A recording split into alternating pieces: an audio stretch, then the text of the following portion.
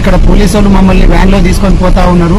Gandhi hospital దగ్గర అనవసరంగా మమ్మల్ని అరెస్ట్ చేసి వ్యాన్ లో గుక్కేసి తీసుకుపోతా ఉన్నారు. ఏ పోలీస్ స్టేషన్ అనేది కూడా కరెక్ట్ గా చెప్పట్లేదు. వాళ్ళకు కూడా కరెక్ట్ గా తెలియదు. వాళ్ళకు పైనుంచి ఏం ఆర్డర్స్ వస్తున్నాయో, గవర్నమెంట్ ఏం ఆర్డర్ ఇస్తుందో తెలియదు. కానీ మమ్మల్ని ఒక దేశద్రోహులాగా, నక్సలైట్ లాగా, గుండాలాగా పట్టుకొని పోతా ఉన్నారు. ఏడికి తీసుకుపోతున్నారు అనేది కూడా తెలియదు. తిప్పుతా ఉన్నారు హైదరాబాద్ లోపల. కాబట్టి ప్రజలందరూ కూడా ఈ గమనించాలని చెప్పి కోరుతా ఉన్నారు.